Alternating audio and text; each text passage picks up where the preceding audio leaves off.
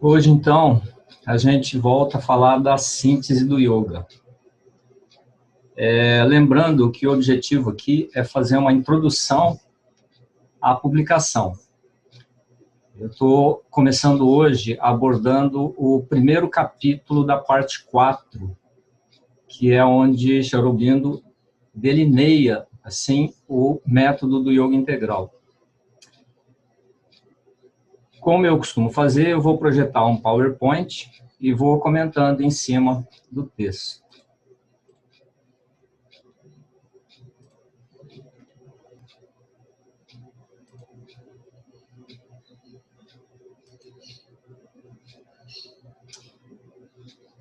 Então, esse é o terceiro encontro do Yoga Integral, né? No primeiro, a gente abordou o processo central, que ele descreve numa carta. No segundo, a gente trouxe alguma coisa da introdução da síntese, que por si só é um livro completo.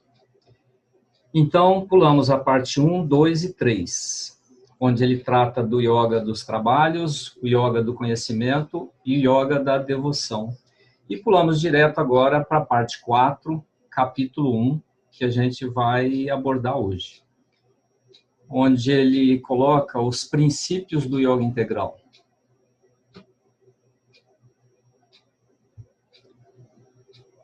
O que eu trouxe é uma seleção de trechos de parágrafos, tá? Não tem como a gente trazer o capítulo inteiro aqui, então é uma seleção de alguns trechos de parágrafo. É uma seleção um tanto extensa, mas não cobre todo o capítulo. Ele começa dizendo, então, que o princípio do yoga em geral, não do yoga integral, do yoga, é você tomar um poder da existência, ou alguns poderes, ou todos os poderes, e fazer desses poderes um modo, um meio, um instrumento para você alcançar o ser divino. O que seria esse ser divino? Seria, no meu entendimento, é um estado de consciência da unidade de tudo. Esse ser divino, no meu entendimento, então, é um estado de consciência. Daí, os yogas, como a gente conhece, tem muitas linhas de yoga, não é? Cada linha de yoga toma um determinado poder e trabalha esse poder. Alguns yogas trabalham alguns poderes. E, através desse trabalho, tenta alcançar esse estado de consciência chamado de divino, de unidade universal. Então, cada um dos yogas usa um determinado tipo de poder. No yoga integral, no yoga de síntese, sintético, ele propõe que todos os poderes sejam utilizados como esses instrumentos de transmutação. Agora, aqui tem uma confusão. Muita gente entende que isso é você praticar todas as práticas de todos os yogas. Não é isso que ele está propondo. Quando ele fala todos os poderes são combinados e incluídos, não significa que você vai incluir todas as práticas de todos os yogas, mas incluir o princípio, a ideia que tem por detrás delas.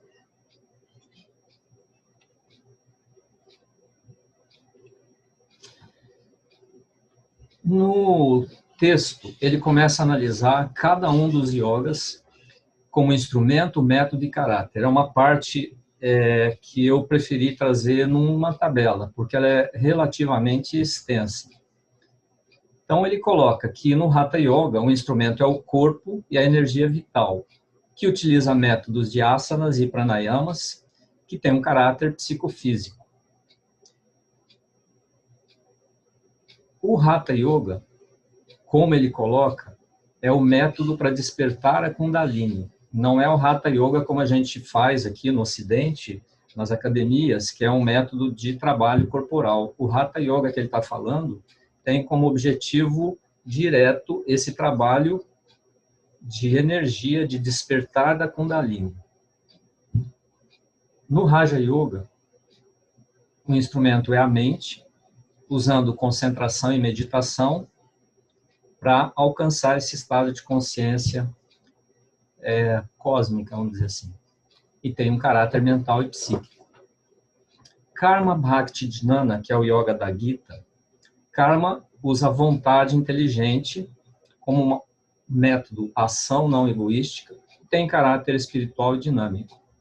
No Bhakti, ele usa emoção e estética. Aqui tem um particular essa questão da estética, que é muito importante na visão de Sri Aurobindo. Não é só emoção, não é só devoção. São todos os poderes estéticos do ser humano. E o método, devoção e entrega.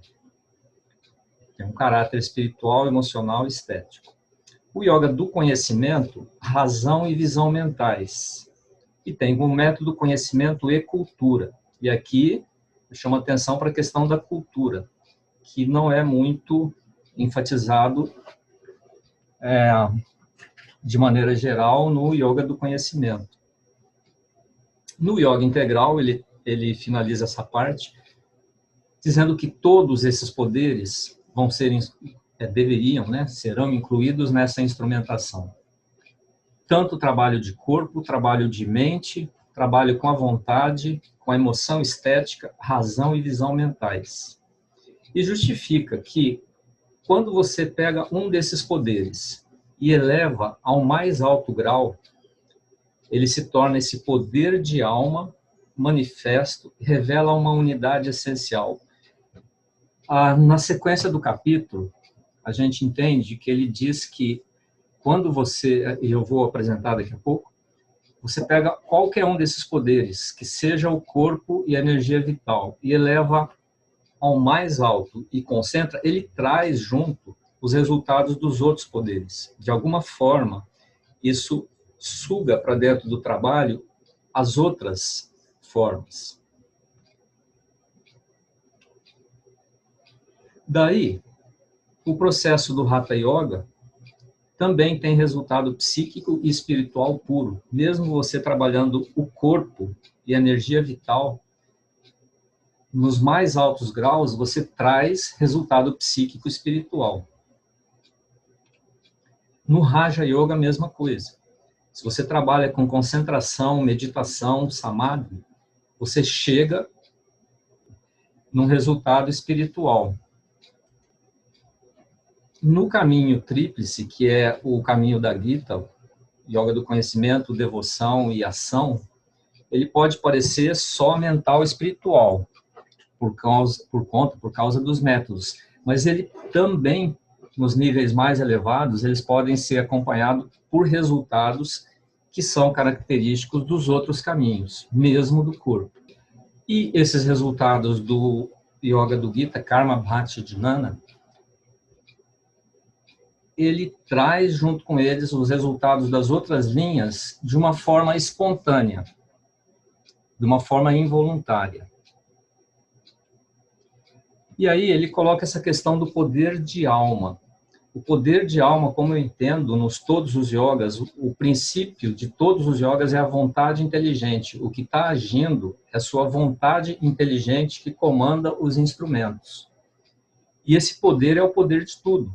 E quando ele alcança os cumes em alguma linha, as qualidades das outras linhas também começam a vir junto. De alguma forma, elas entram no caminho. Ou, de fato, ou em potencialidade. E aí, ele, analisando tudo isso, ele viu essa possibilidade de um yoga integral, de um yoga sintético, onde tudo pode ser trazido para o trabalho. Depois ele começa a analisar o tantrismo. Aqui tem uma observação. Ele fala da disciplina tântrica. Para quem conhece um pouco do tantrismo, eu conheço alguma coisa, tem alguns autores que falam que você não pode falar em tantrismo, porque não existe um tantrismo. Existem muitas escolas tântricas, quase tantas quanto são os mestres tântricos. Mas tem uma origem. Essa origem é muito discutida. Alguns autores falam que ela começou na Índia antiga, antes da invasão dos arianos, quando existia uma sociedade matriarcal, um povo de pele escura com sociedade matriarcal. Outros autores não aceitam essa hipótese e dizem que o tantrismo surgiu no século VI ou VII da Era Corrente e teve o auge no século XI ou XII. E aí começou no século VI ou VII uma diversificação onde cada mestre criava o seu tantrismo, por assim dizer. O que o Aurobindo coloca é essa disciplina tântrica inicial, original, onde ele fala que a natureza dessa disciplina já é uma síntese, que parte de uma verdade que existem esses dois polos da existência, Brahma e Shakti, que é espírito e natureza, mas que as duas coisas são uma coisa só. É nossa visão dualista que separa isso. Porque a natureza é um poder do espírito ou um espírito enquanto poder. É uma única e mesma coisa. Não são duas coisas diferentes. E aí, essa disciplina tântrica tem como meta elevar toda a natureza do ser humano e fazer de toda a natureza um poder manifesto do espírito. Não deixa nada de lado. É toda a natureza que o tantrismo, a disciplina tântrica, né? Tantrismo é uma coisa que alguns autores não aceitam, esse termo. É toda a natureza que ela traz para essa conversão espiritual. E aí, essa disciplina tântrica, ela vai além dos métodos iógicos, em duas direções. Primeiro, ela toma a fonte do desejo, a maioria das fontes principais do desejo, da ação e da qualidade humana, e submete a uma disciplina intensiva. Isso é da disciplina tântrica original. O Tantra depois passou a ser uma liberação total. Pode até ter um sentido terapêutico para algumas situações, mas em termos de desenvolvimento espiritual saiu completamente do objetivo, porque inicialmente era uma disciplina intensiva de todas as fontes do desejo, fontes da ação e de qualquer qualidade humana. E aí, o primeiro objetivo é você dominar as motivações, mestria da alma sobre as suas motivações, quer dizer, a maestria desse poder de alma sobre todas as motivações de ação, de desejo, de qualidade. E elevar todas essas motivações para um nível mais divino.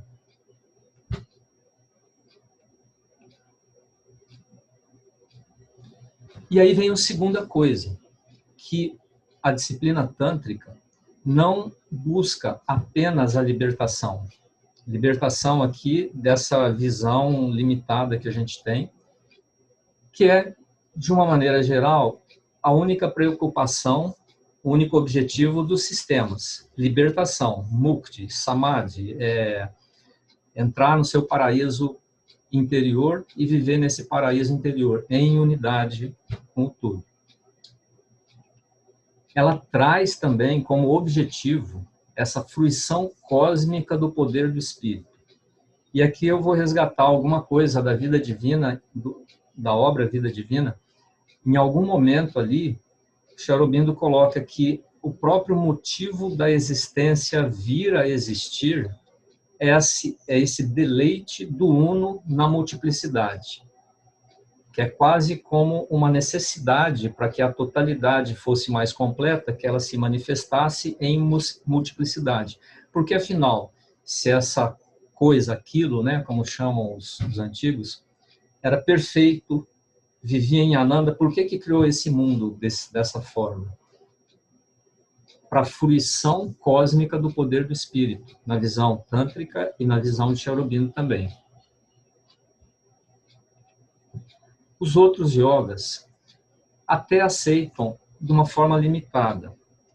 Aceitam o deleite da união da consciência individual com a consciência universal, que é um estado de consciência que, segundo consta, inclui o deleite.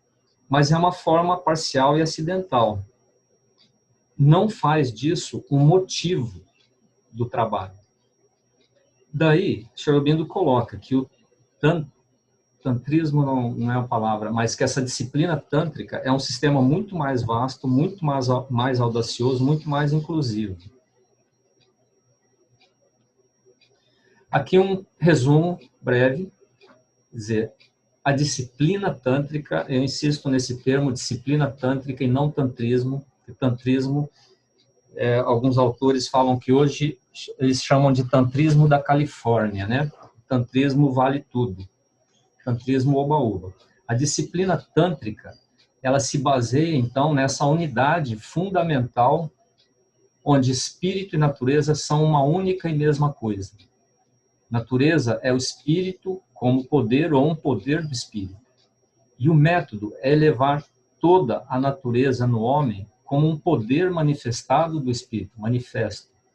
Inclui o tantrismo, a disciplina tântrica, inclui processos de Hatha, Raja, Karma, Dhyana e outros yogas. Lembrando que aqui o Hatha Yoga é o método para despertar a Kundalini, é um método intensivo, um método trabalhoso que toma muito do tempo do aspirante, mas com o objetivo de despertar essa energia que dizem que estão na base da coluna, né? Amplia esse método do yoga. Primeiro, domínio da natureza pela alma e elevação da natureza a um nível espiritual divino. E um segundo objetivo, que é o deleite cósmico do poder do espírito, que nos outros yogas é parcial, acidental, incidental. Daí ele começa a colocar o método da síntese do yoga, como ele vê essa questão. Ele adotou um outro princípio. Parte do método do Vedanta para chegar aos objetivos do Tantra. Método do Vedanta, que especificamente são métodos mentais, psicológicos, espirituais. Basicamente, o caminho triplo: conhecimento, devoção e ação. No método tântrico, a Shakti, a natureza, tem toda a importância e o Tantra trabalha sobre a natureza para descobrir o espírito. No yoga integral, o espírito, a alma, é mais importante. E vai se tornar o caminho, a forma, o segredo para você possuir a Shakti, a natureza.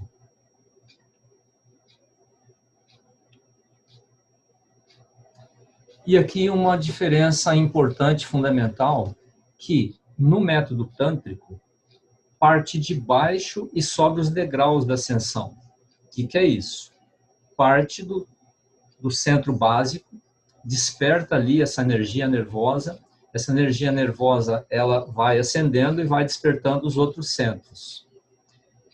Todo mestre de yoga, que é digno desse nome, fala dos perigos desse processo, que pode desequilibrar mentalmente, fisicamente uma pessoa, e que isso não deve ser tentado sem a orientação direta e pessoal de algum mestre que ele próprio já passou por isso. Ele próprio conseguiu despertar essa energia nele.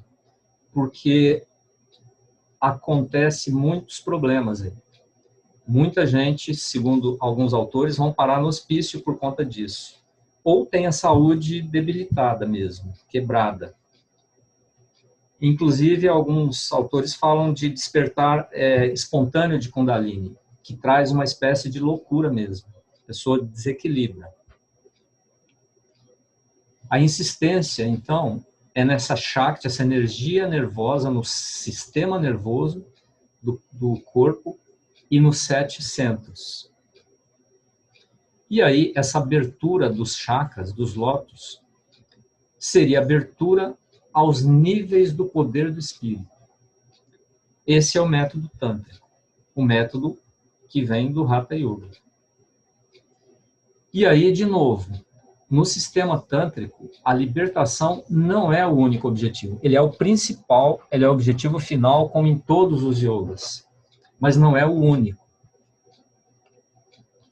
Ele aceita a perfeição, perfeição em todos os planos, em todos os níveis, busca a perfeição, e essa fruição total desse poder, dessa luz e alegria espirituais na existência humana mundana do dia a dia, que os outros yogas não incluem como um objetivo.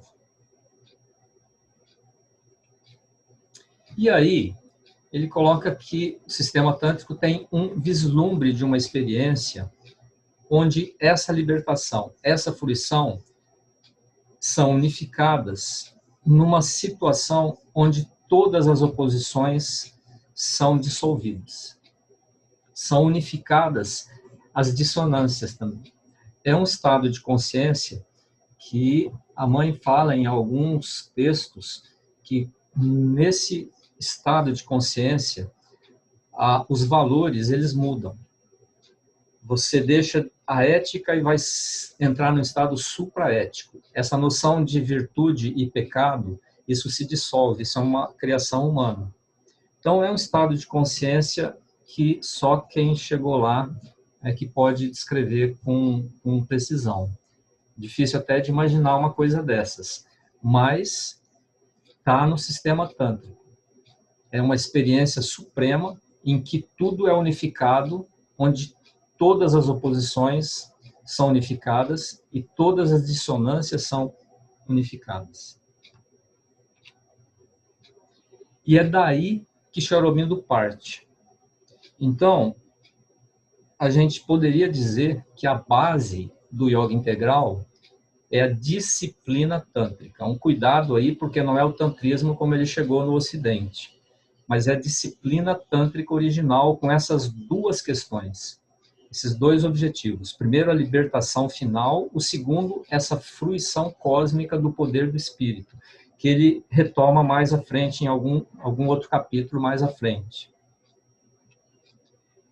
Só que Sri Aurobindo acrescenta mais uma coisa, mais uma outra ênfase nessa visão da disciplina tântrica. Primeiro, considera o ser humano mais um espírito na mente do que um espírito num corpo. Então, mente é um princípio já desenvolvido, espírito é um princípio que existe, esse espírito ele comanda a mente que comanda o corpo. E supõe que nesse ser humano, olhado dessa forma, ele tem capacidade de começar nesse nível. Um espírito em uma mente. E a partir da mente, espiritualizar todo o ser. Essa é uma questão que eu ouço, assim, particularmente, muita crítica, né? Que Sri Aurobindo é muito mental, é muito intelectual, é muito difícil. Está aqui o princípio disso. Ele considera que o ser humano já alcançou um estado, assim, digamos, a maioria da humanidade, ou pelo menos uma boa parte da humanidade, já está estabelecida num nível mental. Apesar de que tem uma parte que ainda está num nível mais animal, mas tem um nível mental existente, talvez não desenvolvido, mas existente. E aí tem esse outro nível espiritual que também uma boa parte da humanidade já alcançou e já está estabelecido nele. E aí, esse espírito na mente tem o poder, a capacidade, poder de alma na mente, de abrir-se diretamente a uma força e existência espirituais superiores. Essa é uma frase, uma colocação dele que eu acho muito forte. O ser humano, esse espírito na mente, tem o poder, a capacidade de abrir a mente diretamente a uma força e existência espirituais superiores. E essa força descendo, influenciando, comandando a natureza, esse poder de alma na mente poderia aperfeiçoar toda a natureza e levá-la a agir no mundo. Isso é uma coisa central no yoga integral. Isso a gente tratou no primeiro encontro, baseado numa carta que a carta, na verdade, tem o título de A Transformação Tripla, ou A Tripla Transformação, Transformação Tríplice, mas que no final ele descreve como processo central do yoga integral, que é essa questão da abertura, primeiro, do coração, do psíquico, e segundo, da mente a essa força e existência espirituais superiores. Eu vejo isso assim, forma pessoal de eu enxergar isso. Não é como em linhas espiritualistas, onde você faz um contato com alguma coisa do além, essa coisa do além conversa com você. É uma outra coisa que entra em contato com você. Eu vejo isso assim como uma abertura para uma consciência outra que permeia toda a nossa natureza e conversa ou induz a gente de uma forma indireta. É como a gente fala assim, peço uma clareza de mente para tomar a decisão correta, mais ou menos nesse sentido. É uma abertura para uma consciência maior que faz emergir em você essa direção correta, a coisa correta a ser feita. Só que num outro momento, que a gente vai mostrar para frente, ele fala que assim, essa força vai atuar diretamente e sem véu. Nós vamos ver. E esse levá-la a agir também é fundamental no yoga integral, como a gente vai ver daqui a pouco. Daí, o esforço inicial do yoga integral, porque depois nos próximos capítulos ele vai ampliar muito isso, o esforço inicial é a utilização dos poderes da alma na mente, que é a chave tripla ou tríplice, conhecimento, obras e amor. É o yoga da Gita. Daí a importância que Sri Aurobindo dá para essa obra, a Gita. Ele tem uma tradução da Gita, que ele só traduz, tem poucos comentários, e depois tem a obra Ensaios sobre a Gita, ou o Gita, entende? Onde ele não faz uma tradução, mas ele faz um ensaio sobre cada capítulo da Gita. E mais ainda, nessa obra Síntese do Yoga, as partes 1, 2 e 3 são exatamente sobre o yoga do conhecimento, das obras e do amor. Então ele já tem, quando ele chega na parte 4, ele já tem aí 500, 600 páginas abordando esses temas, preparando o terreno para o yoga integral. Mas esse é o início, é o esforço inicial, é o trabalho com o yoga do conhecimento, das obras e do amor. Lembrando que conhecimento inclui cultura, amor inclui estética, e essas obras aí incluem, não como é colocado normalmente, né, você abrir mão, renunciar aos frutos da ação. Quando você renuncia aos frutos da ação, ainda tem alguém que renuncia. Olha como eu sou elevado, como eu sou evoluído. Eu estou renunciando às obras, aos frutos das obras da ação. No Sri Aurobindo é você perder o sentido de ser o autor das obras, você ter o sentido de ser um instrumento pelo qual essas obras acontecem. Aí não tem mais ninguém que renuncia aos frutos das obras. Você é simplesmente um instrumento nas mãos de uma energia maior. Aqui ele coloca que os métodos do Hatha Yoga podem ser dispensados.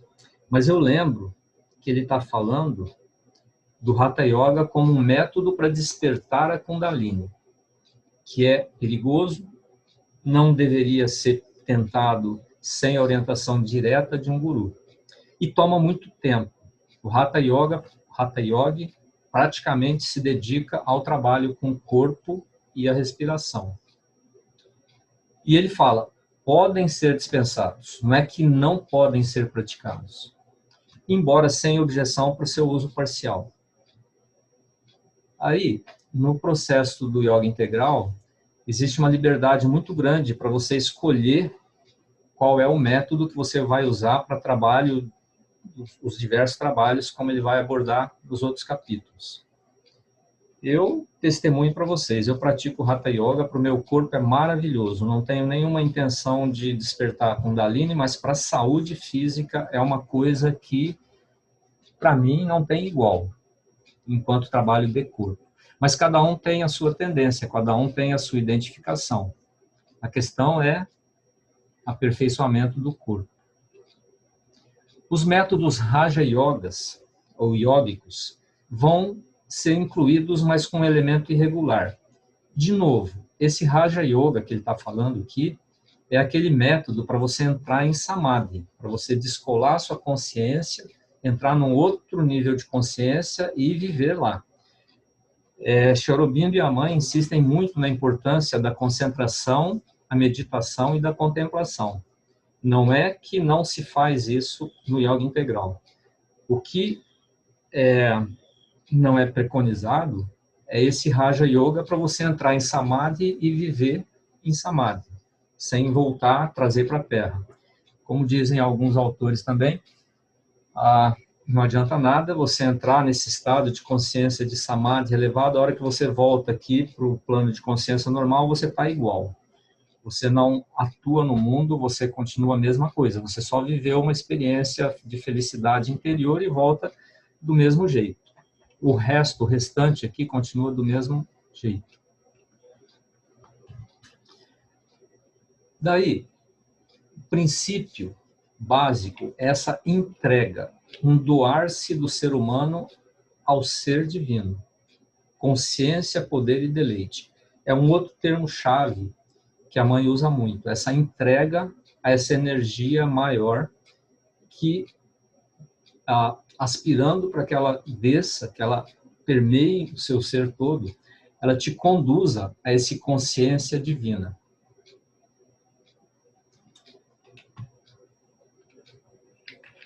Essa união ou comunhão com o divino, com essa energia Shakti divina, em todos os pontos de encontro do ser humano. Tanto na alma humana, no mental, no vital e no físico. E aí outra frase, outra colocação dele, que para mim é muito forte. A fim de que o próprio divino, própria Shakti divina, diretamente e sem véu. Esse diretamente e sem véu é muito forte para mim. Mestre e possuidor do instrumento, possa, por essa presença e guiança, aperfeiçoar tudo no ser humano. Para preparar esse humano nosso para uma existência divina na Terra.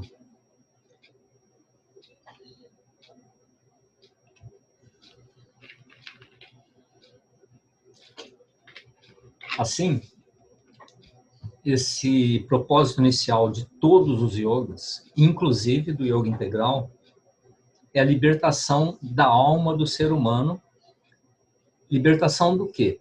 Dessa ignorância, esse desconhecimento, desse estado de consciência onde tudo é uno, de todas as limitações naturais que a gente tem, físicas, mentais. Isso vai conduzir a esse ser espiritual e a uma união com esse si superior pessoal e com o todo. Com a divindade aqui, com a consciência una. Agora, essa libertação nos yogas em geral não é só o propósito inicial, é o objetivo final e completo. Eu recentemente ainda recebi propagandas de um curso que tenta resgatar isso, resgatar essa volta ao objetivo inicial do yoga, que é a libertação, essa união em consciência com o todo. E aí o corpo não é mais importante, Hatha Yoga é secundário, não precisa. Então, os yogas em geral buscam essa libertação como objetivo completo e final. É você viver no seu paraíso pessoal. Tem esse deleite espiritual, mas dessa união, dessa dissolução do indivíduo no silêncio e ser puro. Isso, de uma certa forma, é uma forma de egoísmo, porque você parte para o seu paraíso pessoal e larga o mundo aí do jeito que ele está. Você quer, assim, tipo, salve-se quem puder. Então, esse objetivo final é esse deleite do indivíduo na união, na unidade cósmica, em algum outro plano, em alguma outra existência. Daí, Sri Aurobindo coloca o terceiro objetivo, que aí é único no yoga dele também, que é, aqui aqueles 3 pontinhos ali do lado, aqui tem uma parte do parágrafo que eu suprimi. Então, nós consideramos que o espírito, na mente do ser humano, é um ser universal, primeiro, capaz de unir-se ao divino, individualmente. Depois, em todas as almas, porque se tudo é um, todas as almas fazem parte desse um.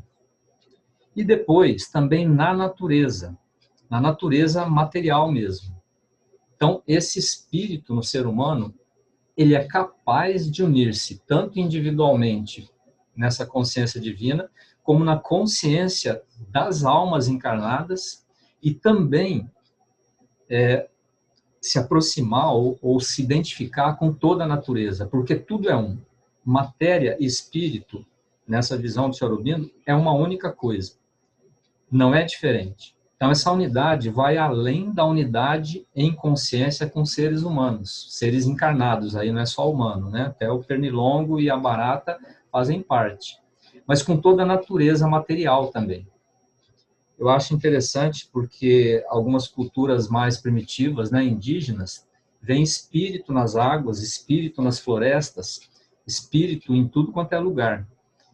E nessa visão, olhando por essa visão, tem tudo a ver. Então, o primeiro objetivo do yoga, de todos os yogas, é sempre essa libertação individual.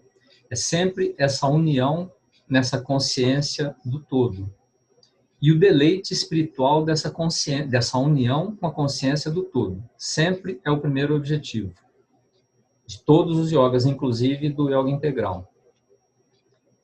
O segundo objetivo, que foi trazido pela disciplina tântrica, que nos outros yogas é incidental, acidental, ocasional, mas não é um objetivo, é essa fruição da unidade cósmica do divino, essa fruição no mundo. Num outro capítulo, Sri Aurobindo volta a tratar disso, tá? Ele, só adiantando um pouquinho, ele fala primeiro um deleite psíquico espiritual e segundo um deleite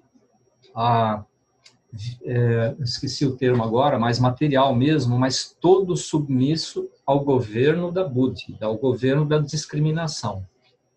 Isso nós vamos voltar no outro capítulo, tá? Onde ele detalha um pouco mais isso.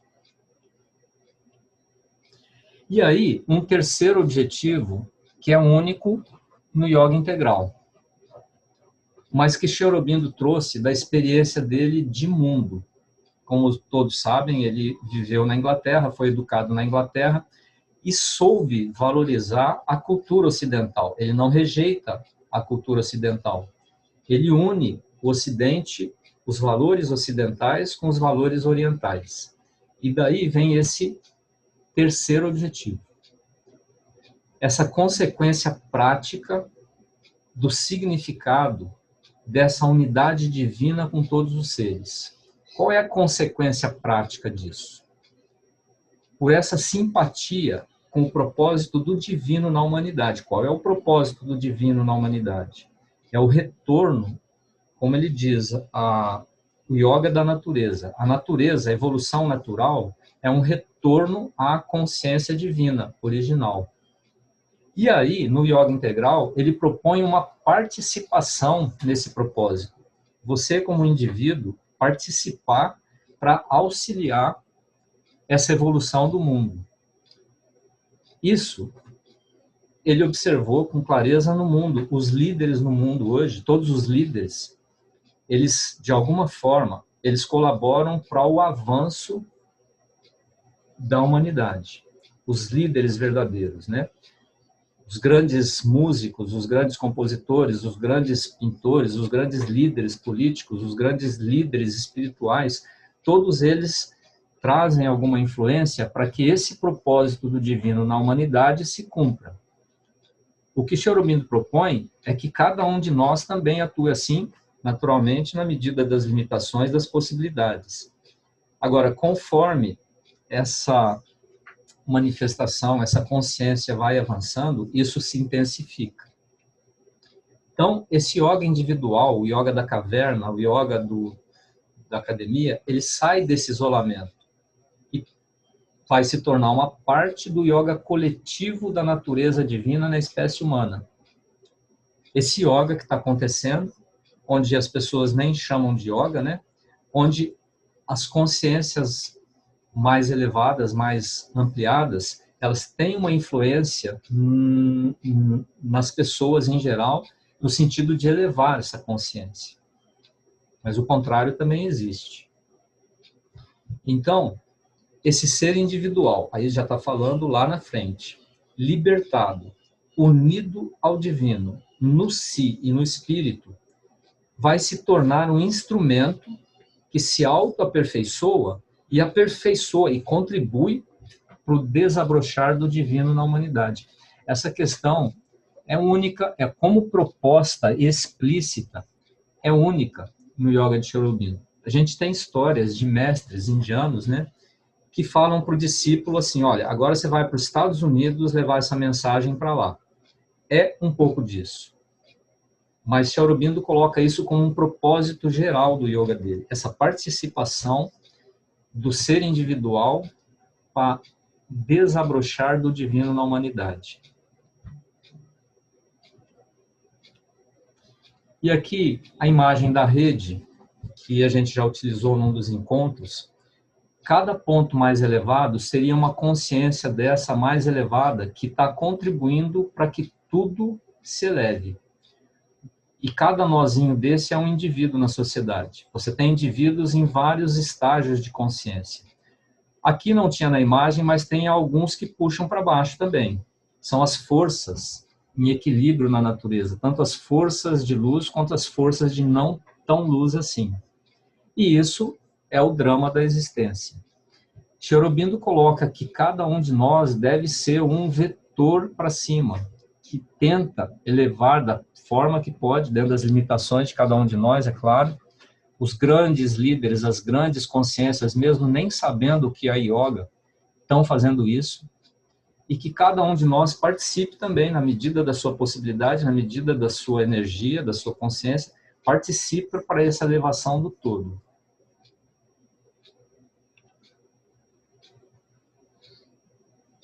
Em outras palavras, o yoga integral busca uma perfeição que tem como objetivo, primeiro, elevar a natureza mental, parte do nível mental, transformando por completo em uma natureza espiritual e supramental, sem esquecer do vital e do físico.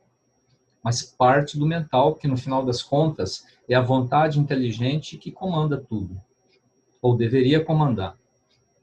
Às vezes o vital comanda em algumas pessoas, né? Então, qual é o caminho?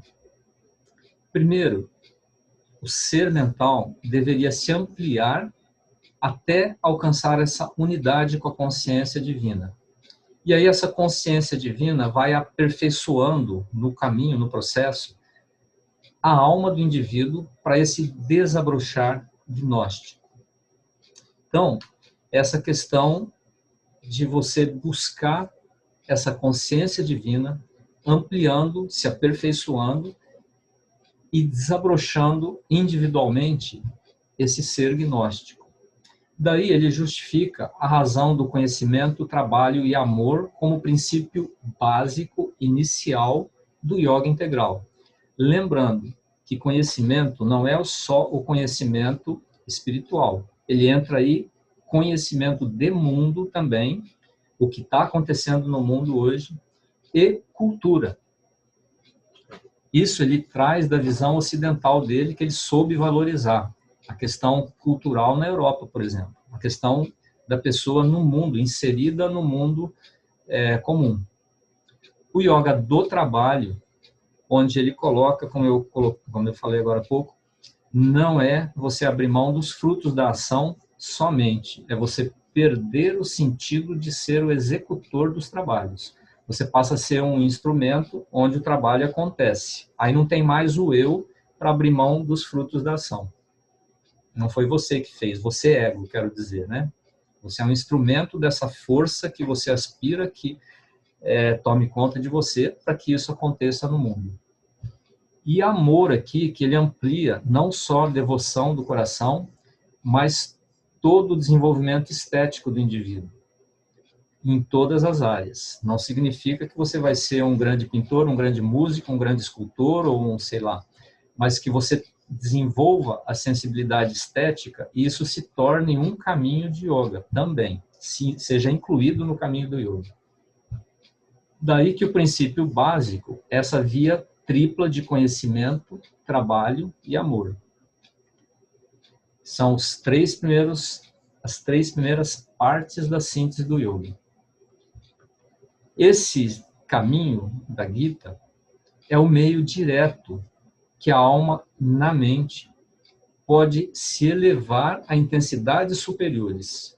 E, a partir daí, vai alcançar essa unidade de consciência com o todo, essa unidade divina.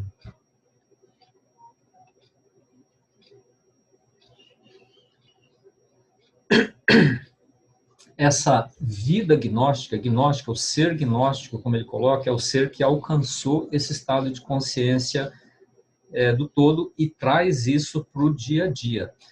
Porque é comum você ouvir que a pessoa, em meditação, consegue alcançar esse estado de consciência do todo, fica lá por um tempo, depois volta aqui e volta para a consciência normal. A ideia aqui do ser gnóstico é o ser que voltou para essa existência usual, normal, mas esse estado de consciência permanece, esse estado de consciência de que tudo é um. Não é o conhecimento mental, porque conhecimento mental é fácil, é só você ler, pronto. Agora, você viver nesse estado de consciência é o objetivo. E essa vida gnóstica é essa alegria e posse completa do divino e da natureza espiritual. Na visão do yoga integral, é uma elevação completa de todos os aspectos da natureza humana, incluindo o poder divino e espiritual na existência material. Então, é uma coisa muito grande o yoga integral. Muito grande, muito difícil, e a gente faz o que pode. É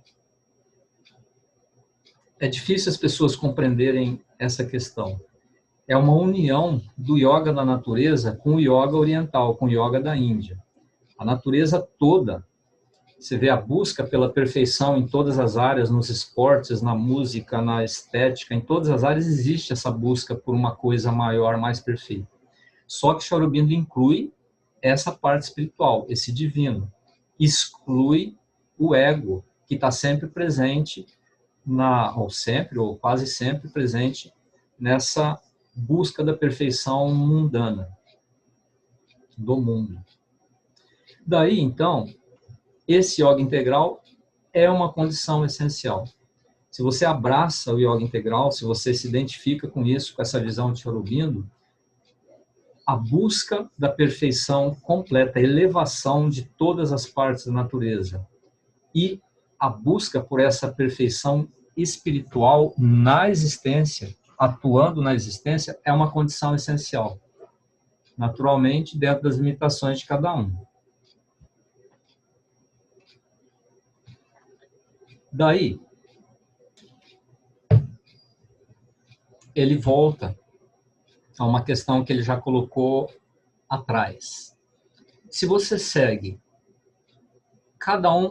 qualquer uma dessas três vias, conhecimento, trabalhos e amor, é seguido com uma certa intensidade.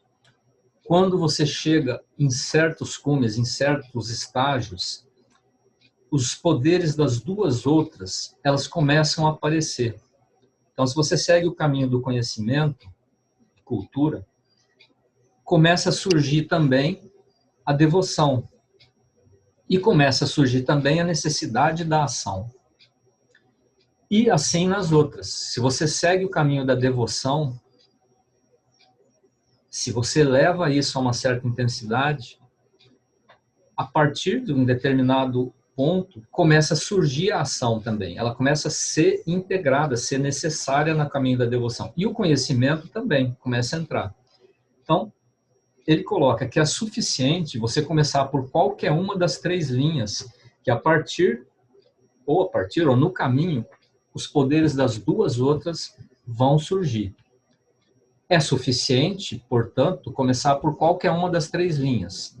É começo isso. O ponto de partida do Yoga Integral é o Yoga do Gita, mas como vocês vão ver nos outros capítulos, ele detalha muito mais, ele amplia muito mais isso aí. E depois, encontrar um ponto onde essa linha que você adotou encontra com as outras.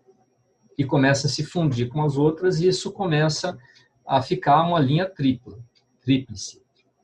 Mas, se você puder, é um processo mais difícil, mais complexo, mas muito mais poderoso. Seria você atuar nas três linhas ao mesmo tempo. Conhecimento, trabalhos e amor. No sentido que Sri Aurobindo coloca disso, não é fechado nesses termos, né? Ele amplia muito o significado desses termos, e daí tem 600 páginas, 500, 600 páginas antes, onde ele já detalhou cada um desses três caminhos. Que aqui a gente está pulando, né? Mas no livro está lá. Estamos esperando ansiosamente para o ano que vem a publicação desse livro, que é assim fundamental para todo mundo que se liga no yoga do Sri Aurobindo.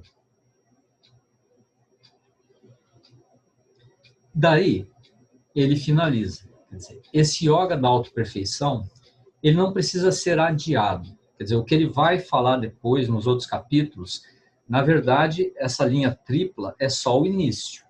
Você não começou ainda o que ele propõe nos outros capítulos. Mas esse yoga da autoperfeição não vai ser adiado. Essa preparação para ele, o início dele, já fazem parte das obras Amor e Conhecimento Divinos. Então, uma outra questão importante aqui é que o yoga integral não é só o yoga do Gita ou da Gita.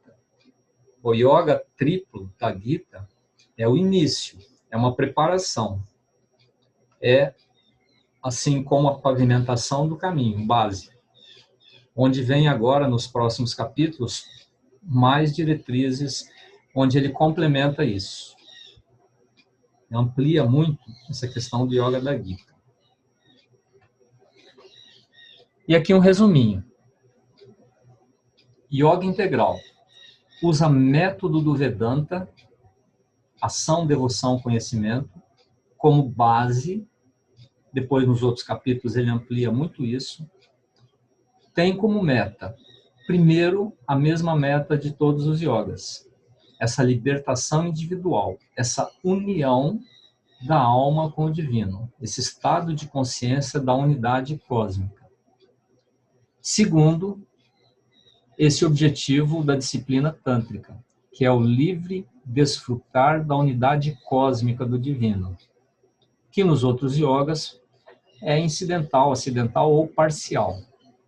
E terceiro, que é uma proposta do yoga integral de Sri Aurobindo, com base nessa unidade divina da natureza, um atuar no mundo para favorecer, ajudar ou colaborar com o yoga coletivo da natureza, elevando todos os seres, colaborando, contribuindo para a elevação de toda a natureza. E o primeiro passo é esse crescimento em espírito, ser mental, o ser espiritual na mente, ampliando a si próprio com essa unidade com o divino, esse sentimento, essa consciência de união com tudo, através do caminho triplo, ação, devoção e conhecimento. Diferença da disciplina tântrica. Na disciplina tântrica, a parte de baixo para cima, o despertar da energia no chakra básico, no centro básico, e a ascensão pelos outros chakras. Na proposta de Sri Aurobindo, uma abertura a Shakti, Mahashakti, a energia, o próprio divino, porque não existe essa separação, né, do divino com a sua Shakti, é tudo a mesma coisa, mas o aspecto de energia consciente, essa descida a partir ou começando no centro da cabeça e descendo para todos os chakras até o chakra básico.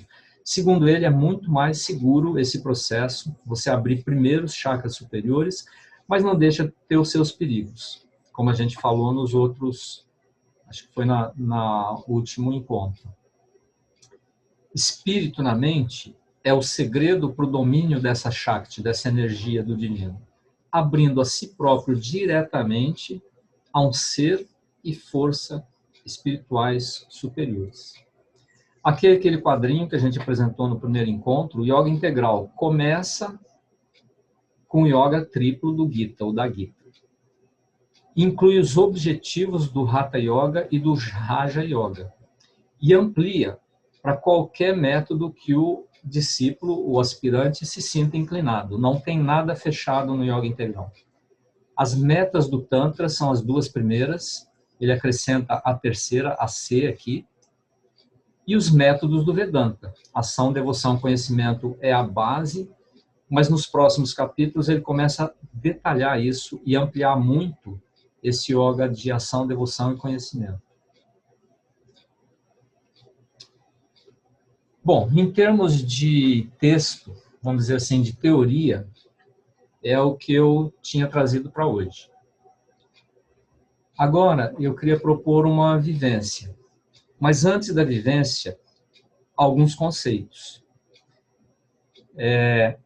O conceito de dhyana, eu não sei sânscrito, tá? Desculpe a pronúncia, eu ouvia falar dhyana, não sei se é assim que pronuncia. É um conceito que inclui meditação e contemplação. Meditação, o que é meditação? É a concentração da mente em um fluxo de ideias. Você pensa num fluxo, uma ideia leva a outra, vai levando a outra, mas com um único tema. Contemplação é você manter um único objeto na mente, uma única ideia, uma única coisa, e o conhecimento vai surgindo, vai brotando, como que brotando sobre aquela ideia. Então, não é um fluxo de ideias, como é a meditação, mas é uma única ideia onde flui dessa ideia alguma coisa, algum conhecimento. É próximo, mas não é a mesma coisa. Então, na meditação, as ideias vão variando. Na contemplação, é uma única ideia e isso vai se desenvolvendo na sua mente, mas numa única ideia. E depois tem a concentração, que eu não trouxe aqui, vai ficar para uma outra vez. Isso vem das cartas, tá? Onde a ideia é esvaziar a mente e concentrar num ponto, mas isso não é para hoje, tá? Então, a proposta que eu queria trazer hoje, sim, um pouco mais sobre meditação. Aí ele fala da meditação dinâmica. É um outro trecho de uma carta, essa é uma fala da mãe. O que é uma meditação dinâmica? É uma meditação que tem o poder de transformar o seu ser. Aí nessa carta, eu não trouxe essa parte escrita, né? Ela coloca uma verdade muito verdadeira que muitas pessoas entram em meditação, ficam lá em silêncio e saem do mesmo jeito que entraram. Não acontece nada, a pessoa não volta diferente de quando entrou. Talvez um pouco mais tranquila. Mas o poder de transformar não acontece. Daí ela coloca que a coisa mais importante numa meditação é saber por que você está meditando, qual é o tema, o tópico da sua meditação. É isso que vai dar a qualidade da meditação. E dá alguns exemplos. Você pode meditar para abrir-se à força divina. É aquilo que a gente estava falando. Você mantém essa ideia de abertura para essa Shakti divina que vai influenciar, que vai trazer uma visão, uma influência para uma visão correta, uma ação correta, e você mantém essa ideia. Então, é uma contemplação, você abrir-se a essa força divina. Você pode meditar para sair da consciência ordinária e buscar um outro estado de consciência. Você pode meditar para entrar nas profundezas do seu ser. Você mergulhar no coração e no fundo da caverna do coração buscando aquela parte mais funda, mais íntima da sua consciência, do seu ser. Também faz parte do processo central. E pode meditar para tentar entender, aprender como é que é essa entrega. O que é uma entrega? É um estado, uma disposição de consciência que a gente chama de entrega. E um motivo mais comum para entrar nessa paz, na calma e no silêncio. Agora, se você não mantém essa ideia na mente, você, muito possivelmente, vai entrar na meditação, sai um pouco mais calmo, acontece alguma coisa e isso se perde. A ideia é que a meditação seja uma intensificação de uma disposição que se mantenha o tempo todo.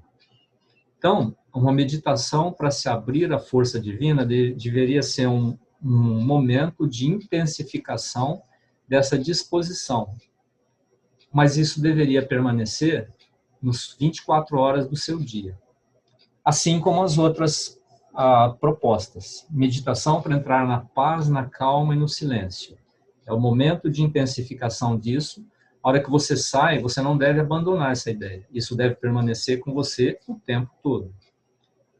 Isso é a meditação que tem o poder de transformar.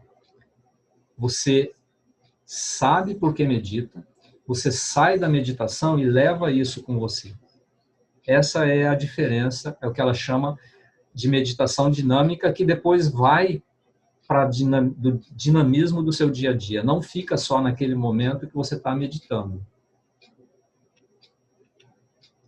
Finalmente, você pode meditar para receber a força para a transformação, para encontrar os pontos a serem transformados e demarcar o caminho do progresso. Em algum outro momento, Sri Aurobindo ou a mãe falam que com essa força recebida, algumas coisas caem, algumas coisas ficam. Você não rejeita no sentido de reprimir ou suprimir. A coisa cai naturalmente. Você percebe que tem que ser transformado e a coisa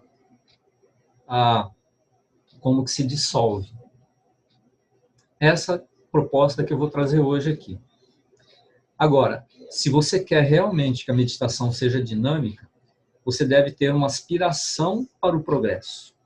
A meditação é um auxílio para o cumprimento dessa aspiração.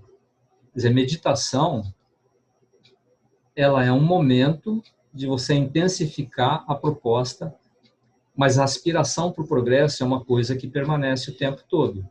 Ela permanece, ela é contínua. E daí a meditação dinâmica é você trazer essa aspiração, você trazer essa intenção, é trazer esse objetivo para as 24 horas do dia, ou sempre que possível. Então, o que eu vou propor aqui é a gente fazer uma contemplação ou uma meditação na abertura para a Shakti divina, quando ele fala força, é sempre a energia do divino, que venha para auxiliar essa transformação, para saber o que é que a gente tem que fazer afinal. Nos próximos capítulos da síntese, ele vai dar muitas dicas, tá? Então, eu vou agora colocar uma música. Essa música ela tem 8 minutos e a proposta é de olho fechado, ou quem quiser contemplar o símbolo de Sri Aurobindo, a gente focar nessa ideia.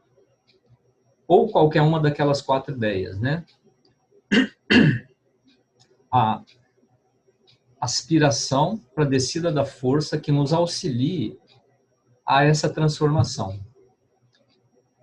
Como foi dito há pouco tempo, é uma questão, assim, o processo, pelo menos como eu vejo, é que não é um contato direto com o espírito, mas é uma influência que é incorporada na gente, que é absorvida e que traz uma clareza no pensamento ou na ação, na decisão.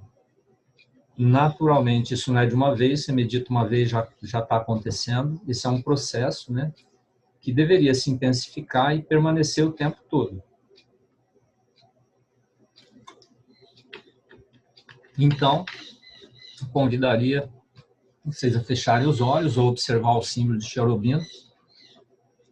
e focar nessa ideia, nesse contato, como ele fala, nessa aspiração para um contato com uma força consciente superior que vai nos auxiliar no caminho, o processo central de yoga integral.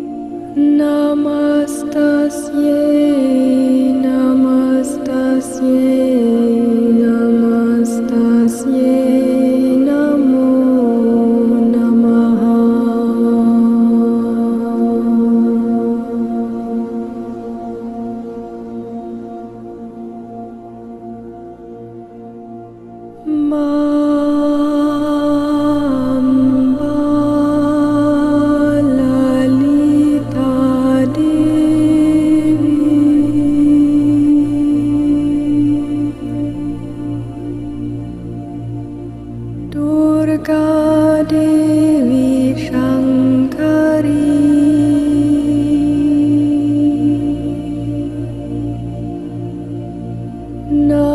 Namastasye Namastasye Namastasye Namo Namaha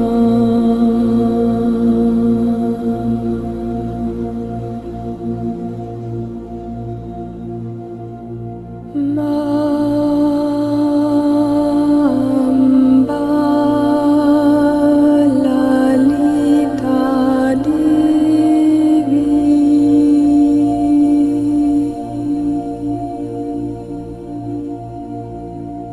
Uma Parvati Shive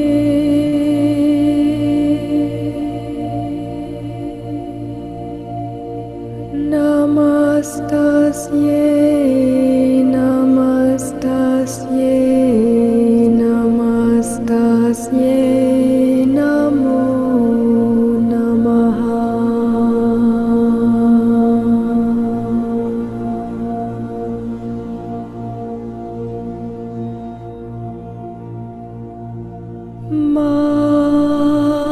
Amba Lalita Devi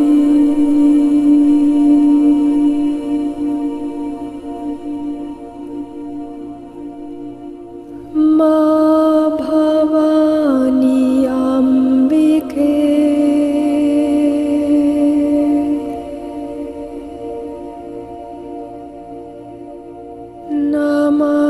Namastasye Namastasye Namastasye Namo Namaha